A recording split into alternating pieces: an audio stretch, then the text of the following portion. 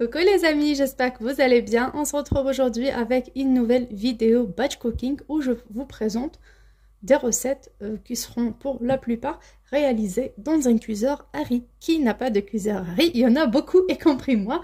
J'ai pas de cuiseur à riz, mais c'est vraiment très pratique pour beaucoup de personnes, surtout les personnes qui travaillent, les personnes qui n'ont pas assez de force.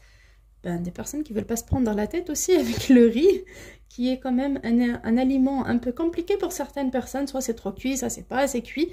J'ai reçu un cuiseur à riz de la marque Amazon Chef. J'ai déjà testé de chez eux un blender qui est vraiment top. J'arrive à faire des smoothies et à faire manger des fruits à ma famille en hiver, surtout les enfants. Franchement, j'adore et je l'ai adopté. Je vous ai laissé un lien la dernière fois pour les personnes qui en ont marre d'acheter et de jeter à chaque fois. Pour cette fois-ci, pour le cuiseur à riz, c'est juste un petit d'une contenance de 2 litres seulement. Donc un petit de 2 à 4 personnes. Donc une personne, 2 personnes, maximum 4 personnes. Sinon, il existe aussi en 4 litres et demi. On a dedans le manuel. Notre cuiseur à riz avec différents programmes. Et bien sûr, il ne sert pas seulement pour faire du riz. C'est pas moi qui ai inventé ça, mais on peut faire à l'intérieur des soupes, une bouillie pour les bébés.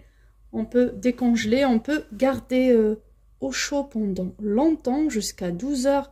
L'alimentation à l'intérieur, par exemple, on fait son repas le matin, on mange le midi et on garde à l'intérieur au chaud pour le soir. Il n'aura rien du tout. Il y aura aussi la fonction vapeur, bien sûr, pour les tout petits comme ça. Ils n'ont pas cette option, le panier pour la vapeur, mais sinon, pour les autres, les plus grands, ils en ont cette option. Cette vidéo est dédiée en particulier pour les étudiants qui n'ont pas le temps, qui n'ont pas de plaque peut-être, qui sont en colocation, ça dépend de la situation de chacun. Et surtout, il y a aussi des personnes âgées, il y a des personnes seules qui ne veulent pas se prendre la tête ou investir dans des gros matériaux, surtout pour faire du batch cooking. Chacun ses raisons pourquoi il fait du batch cooking. Pour moi, c'était au départ pour une question de temps. Et maintenant, ça devient aussi une grosse économie parce que quand je l'ai testé, j'ai pu réaliser beaucoup d'économies. Je vous montre à l'intérieur. J'ai reçu à l'intérieur une spatule un peu spéciale avec des petits points pour mélanger le riz. Et une petite louche. Je ne sais pas si c'est du plastique ou du silicone. Je pense que c'est du plastique. Une petite louche pour la soupe. On a cette petite poignée pour le porter, le déplacer. Et bien sûr, pour l'ouvrir, on a ce petit bouton. C'est facile. On a un doseur pour le riz à l'intérieur. 40 ml, 80 et 120. Alors, pour chaque mesure de riz, on met 2 mesures d'eau ou de bouillon. Donc, 2 mesures de liquide. Donc, 2 riz, 4. Donc, à chaque fois, on double. À l'intérieur, on a le câble d'alimentation et on a cette cuve. Une cuvette, elle est toute petite comme vous voyez. C'est pour 2 litres seulement. Donc voilà, si vous voulez plus, vous avez une famille nombreuse, vous pouvez prendre le plus grand. En tout cas, pour celui-là, je vous laisse le lien où j'ai pris ça. Donc c'est tout à l'intérieur. Donc voilà, pour les modes, ils sont là. Alors du riz blanc, de la soupe pour bébé, une cuisson rapide, de la soupe qui poêle, ça c'est pour garder au chaud. Franchement, tout est spécifié, donc ce qui permet de faire cuire les denrées seulement avec la température et le temps nécessaire à chaque aliment. Par exemple, une soupe et le riz, on ne la cuit pas en même temps avec la même température, donc tout est adapté, tout est bien préparé à l'avance. Il suffit juste d'appuyer, donc c'est simple. Et en même temps, ce qui est différent de ce produit-là par rapport à d'autres, c'est que c'est le même concept que pour le blender. Alors moi, ce que j'ai comme problème, c'est pour ça que j'étais contente de recevoir ce produit et de vous le montrer. J'étais convaincue, c'est pour ça que je vous le montre. Parce que quand j'ai testé le blender la première fois, en fait, avec les blenders ordinaires de toutes les marques que j'ai testées par ici, par là, au bout d'un certain temps, on sent cette odeur de plastique, de cramé. Donc, et assez souvent, il s'arrête, il est foutu, c'est poubelle. Par contre, avec le blender de la marque Amazon Chef, au bout d'un certain temps, dès que ça commence à chauffer, on ne sent pas cette odeur de plastique, il s'arrête automatiquement. Quelques secondes, il se redémarre tout seul. Donc, sans que j'ai à toucher quoi que ce soit, ça sera pareil pour cet appareil-là, ce cuiseur à riz. Il s'adapte selon les aliments qu'on met à l'intérieur. Par exemple, un riz normal et un riz basmati, c'est pas la même chose, c'est pas la même température. Et c'est pas le même temps de cuisson, on le remarque tous quand on fait dans une casserole. Nous, on fait au pif. Par contre, dans ce genre d'appareil, la chaleur est partagée. C'est comme un genre d'une ventilation. La chaleur, elle est partagée et ça sera cuit à juste temps, comme il le faut, avec la température adéquate. Au moment où il faut augmenter ou baisser selon les aliments, nous, on n'a rien à faire. Ça se fait automatiquement à l'intérieur. Et par la suite, on passe à la réalisation de quelques recettes pour montrer pour la personne qui va demander ça. J'espère qu'elle verra la vidéo. On commence avec la première recette qui est le riz. Moi, j'achète toujours du riz lent étuvé, du riz normal, le riz pas le moins cher parce qu'il est trop collant, mais c'est juste au-dessus. Ça coûte généralement entre 1,58 € et 1,65 € le kilo. Et franchement, je suis très satisfaite. Pour le riz, je vais doser 2 mesures, 2 petits verres ou comme vous voulez, 2 petites tasses. Et pour l'eau, ça va être le double toujours de la quantité du riz. Un grand verre de riz, ça sera 2 d'eau normale. Alors pour le riz, je vais le laver plusieurs fois au robinet. Pour moi, je l'ai lavé 5 fois jusqu'à obtention d'une eau bien blanche. Je vais égoutter bien sûr. Et pour l'eau, je vais mettre le double. Donc j'ai mis 2 mesures. Ce sera 4 mesures d'eau, comme vous voyez, l'eau normale du robinet. Bien sûr, ce riz, on peut le cuire nature comme on peut le parfumer. Pour moi, ça va être du riz parfumé pour pouvoir le présenter sans sauce avec du poisson. Je vais rajouter une cuillère à café de curry et une petite cuillère à café pareil de sel. Je mélange bien. On peut ne pas mettre le curry et mettre d'autres épices telles que le poivre, des fines herbes, comme vous voulez, à vous de voir. Comme on peut mettre ça à la fin, je mets ça directement dans ma cuve. Je ferme et j'appuie sur riz blanc, même s'il est parfumé, ça reste du riz normal. Donc cuisson riz, au départ ça clignote un petit peu, après dès que c'est fixe, vous voyez la marque rouge, elle est fixe, je laisse cuire. Lors de mon dernier retour de course, j'ai apporté des tomates cerises, 1,5 kg. Donc je vais préparer une belle sauce tomate ou une sauce pizza, comme vous pouvez utiliser celle du commerce. J'ai 1 kg de tomates, pour moi ce sera des tomates cerises.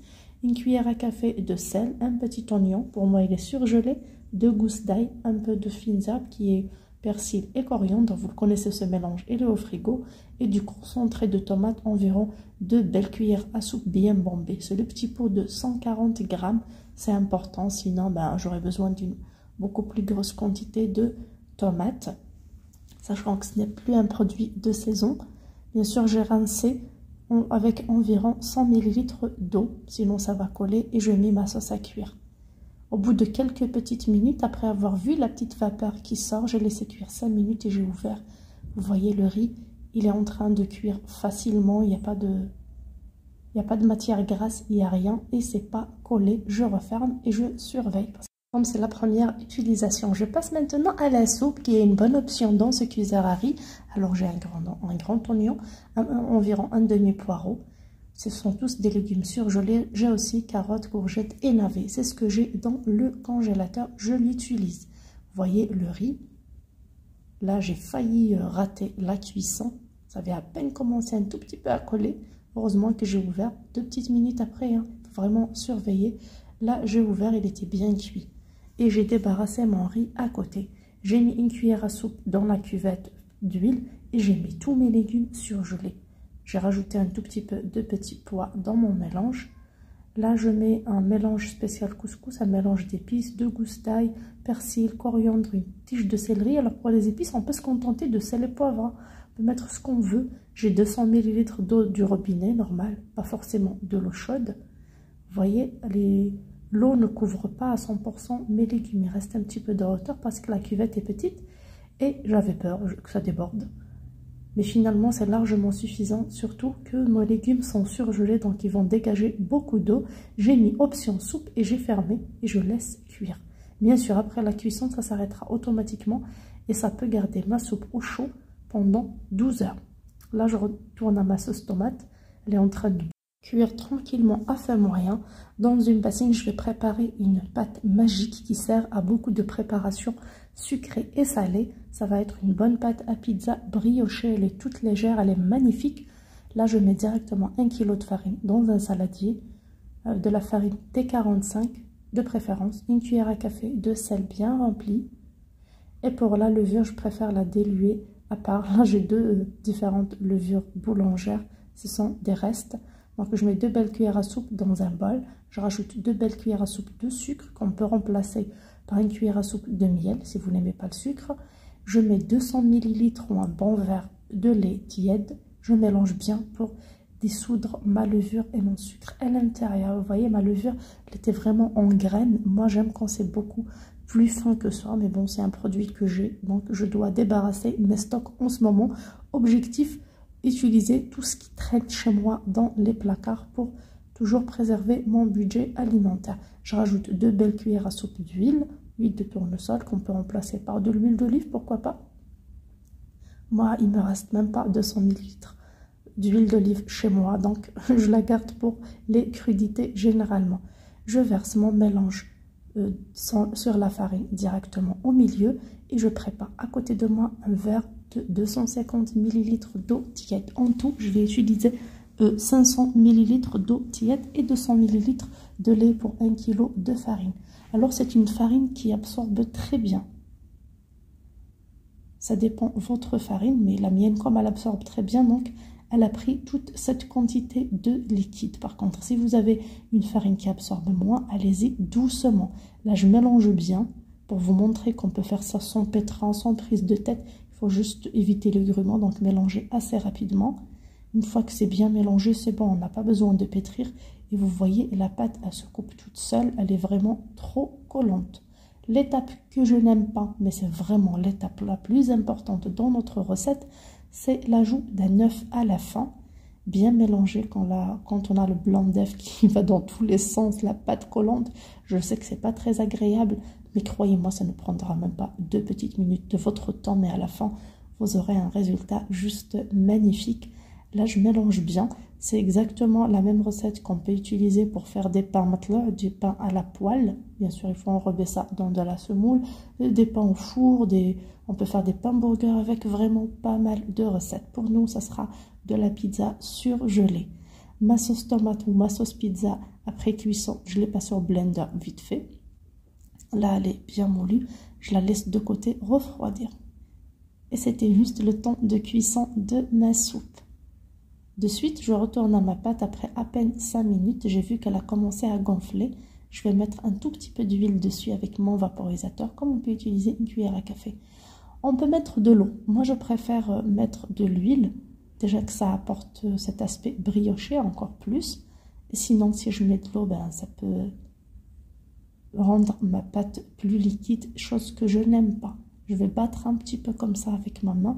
Question de dégazer un petit peu et d'avoir cette surface lisse. Là, je couvre et je laisse bien gonfler avant de commencer le façonnage. On passe à une autre recette, surtout que cette vidéo est dédiée à des personnes qui vivent seules, des personnes qui n'ont pas le temps, des étudiants, pourquoi pas même des mamans qui n'ont pas le temps, qui ont un bébé, enfin tout le monde. Mais les étudiants et les personnes âgées, beaucoup plus. Donc j'ai 4 merguez que j'ai décongelées. Je vais les découper dès le départ avec un ciseau, comme ça en petits cubes d'1 centimètre environ. C'est beaucoup plus simple que d'attendre la cuisson. Je vais faire une recette vraiment magnifique, l'adja autrement, pas comme d'habitude, d'une façon version vraiment assez simple. Pour la sauce tomate une fois cuite, on peut la mettre au congélateur, comme on peut la mettre dans des bocaux. Si on a peur des conservations, on peut la garder au frigo jusqu'à 1 semaine, mais dans des contenants selon votre utilisation, pas dans un grand pot et prendre dedans, ça risque de pourrir. Là, je les ai couverts et laissés cuire à feu moyen. Bien sûr, cette matière grasse, personnellement, je m'en débarrasse. Vous, comme vous voulez. Là, je vais mettre, là, j'ai une toute petite louche. Donc, je vais mettre 4 petites portions, 4 petites louches de ma sauce pizza. Et bien sûr, pour les personnes qui, bien sûr, les étudiants et tout, ils ont la sauce pizza ou la sauce tomate cuisinée, provençale, aux légumes, déjà prête du commerce. Ça coûte 1 € et quelques. Ben, le bocal peut vous servir pour faire 2-3 petites recettes. Là, je casse 3 œufs dessus directement. Assaisonnement, sel et poivre, je couvre et je mets sur le feu. Tout à l'heure, il y avait le céleri, il y avait les légumes qui n'étaient pas vraiment trop cuits. J'ai refermé et là, tout est bien cuit, tout est fondant. Bien sûr, je la fais sortir à l'aide d'un torchon, sinon Je vais me brûler, faites attention, la cuve, c'est dangereux ça, il ne faut pas toucher à la main quand c'est chaud. Je mets ma soupe de côté pour la mixer et directement dans ma cuve, je remets oignons, carottes et petits pois. Tout est surgelé, oui. Une cuillère à soupe d'huile. J'ai 2 belles pommes de terre, un fenouil. Alors le fenouil, j'avais pas à la maison. J'ai acheté à côté de chez moi. Vous suivez tous mes retours de course. Mais là, comme j'avais pas beaucoup de petits pois, j'avais envie d'un peu de fenouil. Ben, j'ai acheté juste un fenouil à côté de chez moi. Il n'y a pas de mal. On va pas ruiner notre budget si on achète 1 ou 2 trucs en plus à côté de chez soi, même si c'est cher, pour améliorer la qualité de nos repas. Sinon, j'essaie vraiment de me contenter. Alors, pour ces bâtonnets, les tiges de fenouil, ça va pas être bien cuit, mais ça apporte beaucoup de saveur. Moi, je les aime bien. J'assaisonne avec de l'épice couscous, du sel, ail, persil et coriandre. Et bien sûr, un verre d'eau environ 200 ml. Et vous voyez, l'eau arrive à peine à moitié de la hauteur de mes légumes. Je ne vais pas faire revenir ni quoi que ce soit. Je mets tout directement dans ma cuvette. Là, c'est facultatif. Je rajoute quelques petites tomates cerises coupées en 2. Comme ça apportera beaucoup de saveur. C'est une recette que je préparais quand j'ai été étudiante aussi. C'était vraiment une recette express. On va mettre quoi? Ben, j'ai mis le mode soupe. Ce sont des légumes en sauce. Ça va être cuit en sauce. Là, c'est là dans ce blender que j'ai préparé ma sauce pour la pizza. Là, je remets à l'intérieur 2 louches de ma sauce pizza et je verse mes légumes. J'ai fait exprès de vous montrer ça pour voir à la fin la couleur de la soupe. Elle change un petit peu de l'ordinaire, mais croyez-moi, elle est hyper bonne. Cette sauce pizza qui est légèrement sucrée, ajoutée à tous les légumes de la soupe, vous voyez, on a l'impression que c'est une soupe au potimarron ou une soupe à la courge ou à la citrouille. Elle est juste top, elle est bien épaisse grâce à cette sauce pizza. Je sais, c'est une petite astuce qu'on ne connaît pas tous, mais croyez-moi, ça m'est venu en tête, je l'ai testée, elle est trop bonne. Dans ma famille, ils ont tous adoré. Après avoir laissé ma pâte gonfler, je prépare de la farine, un plateau fariné pour disposer mes boules de pâte. Moi, pour découper la pâte, je préfère mettre de l'huile dans mes mains et faire ça. Vous pouvez mettre la farine, l'eau, chacun il fait comme il veut. Mais moi, j'aime pas que la pâte colle sur mes mains, donc je mets de l'huile. Là, j'ai préparé 11. C'est à peu près de la grosseur d'une belle clémentine. Je les laisse de côté. Et pour le reste, j'ai fait 3 grandes pizzas et une moyenne. En tout, si on fait les petites, les mini, ben on aura 20. Soit on leur donnera une forme ronde ou une forme ovale. À vous de voir. Là, je vais commencer par la forme ronde. C'est vraiment la plus simple. Et croyez-moi, ça m'a sauvé la vie quand j'étais intérimaire. J'adorais cette recette. Je prépare et je fais une pré-cuisson. Je mets au congélateur et le jour J, bien sûr, j'arrive directement. Je mets du fromage dessus et j'envoie au four. J'ai une magnifique pizza qui ne m'a coûté que quelques centimes. Là, je mets de la sauce directement dessus. Aujourd'hui, j'ai partagé avec vous cette recette de sauce pizza. Mais pour les prochaines vidéos, je ne vais pas le faire. Elle sera directement prête. Mais pour vous, vous pouvez utiliser aussi celle du commerce. Voilà notre tagine, petits pois, pommes de terre, fenouil et carottes est maintenant prêt au bout de quelques minutes dans ce même cuiseur à riz. C'est vraiment une bonne idée. Je connais beaucoup d'étudiants. J'ai des voisins étudiants qui ont un cuiseur à riz. Et on parle de cuisine, on parle de recettes et ce sont eux qui m'ont donné l'idée de faire plusieurs recettes dans ce même appareil pour permettre aux personnes qui ne connaissent pas de le faire aussi. Et à la fin, on arrive à la fin de notre vidéo avec toutes ces magnifiques recettes qu'on a réalisées vraiment à partir de peu d'ingrédients. Il y a eu une seule viande dans toute la vidéo. On a des batch cookies pour toute la semaine. On commence par notre riz au curry accompagné de poisson pané que j'ai fait cuire au four, tout simplement, sans matière grasse. Donc c'est une recette healthy. Et dessus, lors du service, on peut mettre un petit peu de notre sauce tomate. Un bon bocal de soupe qui peut tenir jusqu'à 4 ou 5 jours pour une personne. C'est vraiment très agréable la soupe quand on rentre le soir avec un bout de pain, du fromage, une salade. Parfois juste la soupe, ça suffit, surtout quand on arrive, on a la flemme de cuisiner.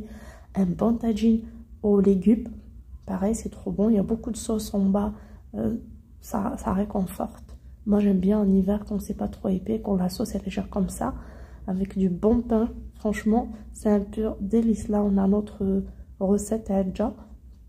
C'est d'origine tunisienne cette recette. Au départ, ça me semblait bizarre, des œufs, des merguez. Mais le jour où j'ai dégusté, franchement, c'est trop bon. Et je la fais assez souvent. On n'a pas besoin de beaucoup de merguez. Surtout quand on a des restes, ça marche très bien. Après avoir réalisé toutes mes restes, il me reste de la sauce tomate que j'ai utilisée peut-être une prochaine fois avec un demi-paquet de pâtes. Et ça me fera un repas. Il suffit juste de faire cuire des pâtes dans l'eau bouillante salée. Et puis c'est tout. Les pâtes, pareil, on peut les faire cuire dans les cuiseurs à riz. Et pour nos pizzas, on a les mini pizzas rondes. Comme vous voyez, c'était une cuisson à blanc. Ça ne doit pas être trop doré, comme ça le jour J. C'est exactement les mêmes pizzas qu'on achète en grande distribution. Vous voyez, la pâte, elle est vraiment top. Avec cette recette, on peut préparer des beignets, on peut préparer des soufflés, on peut préparer beaucoup de recettes salées, des mini burgers. Vraiment beaucoup de choses, des pains farcis aussi, des pains à la poêle, vraiment un nombre illimité de recettes. Nos petits bateaux, comme disent mes enfants, nos pizzas ovales. Là, on a les grandes pizzas familiales aussi, il y en a 3, une 4e moyenne. Là, je mets tout ça dans des sachets de congélation et direction congélateur. Là, pour les toutes dernières, j'ai mis un petit peu d'émental râpé, c'est ce que j'avais à la maison. Donc ce sera pour ce soir accompagné d'un bol de soupe. Et pour le reste, c'est direction congélateur. Et à chaque fois qu'on a envie d'une pizza de temps en temps, j'ai la flemme ou je suis malade ou j'ai pas le temps, ben je prends la pizza, je mets du fromage dessus, une boîte de thon, vraiment ce qu'on a. On envoie au congélateur comme ça congelé. Et au bout de quelques minutes, on a un repas chaud, prêt, bon et surtout petit budget. Et pour le coût de ces repas, ça nous fera vraiment cette fois-ci moins de 50 centimes par repas et par personne. N'est-ce pas bon? Surtout pour les personnes qui ont un tout petit budget. Je vous laisserai le lien de ce cuiseur à riz pour les personnes qui sont intéressées. Ils peuvent voir ça. Pour les personnes qui ont une famille, enfin plus de personnes dans leur famille, une famille plus grande, donc il y a plus grand que ça. Avec en plus la cuisson vapeur et l'option gâteau. Sur ce, je vous dis à très bientôt sur ma chaîne. Je vous fais de gros bisous. Je vous souhaite à l'avance de bonnes vacances, de bonnes fêtes à tous. Gros bisous, ciao!